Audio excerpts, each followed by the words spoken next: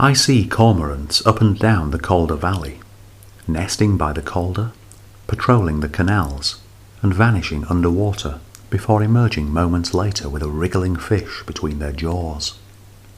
I see them balancing on bridges, wings outspread to dry them in the sun, sailing dark skies over waste ground or disused mills.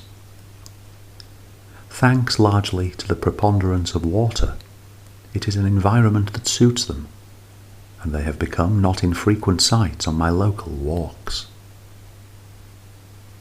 According to the RSPB, there are around 9,000 breeding pairs of great cormorants in Britain, with a wintering population more than 4 times higher.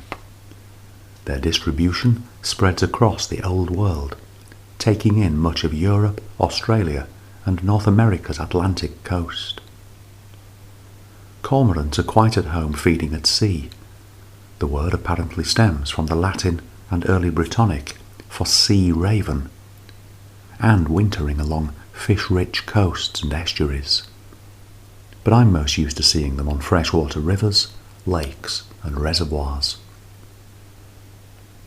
I've seen cormorants combing quiet corners of canals in Sorbybridge and Mytholmroyd, studding stumps of wood at Littleborough's Hollingworth Lake, posing in the pond at Birkenhead Park, or even scaling the heights of the Liver Building, Liverpool, a city to which cormorants are significant.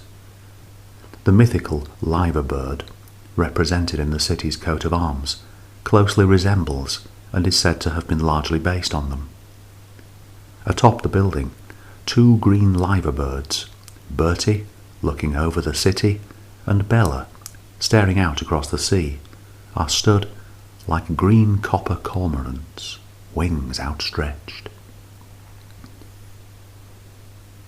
Cormorants are captivating, dark, dusk-hugging birds, which drift along the fringes of cold coastal towns like the ragged cloaks of winter witches, lifting through the mist, or skulk the margins of cities, silent in the twilight.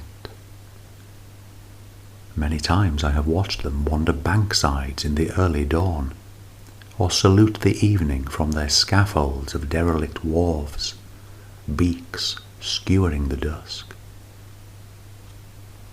Outside Blackburn, I observed one holding court at Turton and Entwistle Reservoir, placing himself on the prow of an abandoned boat, like the inky king of some dark dynasty, bobbing in the morning gloom as wary seagulls landed briefly on the deck.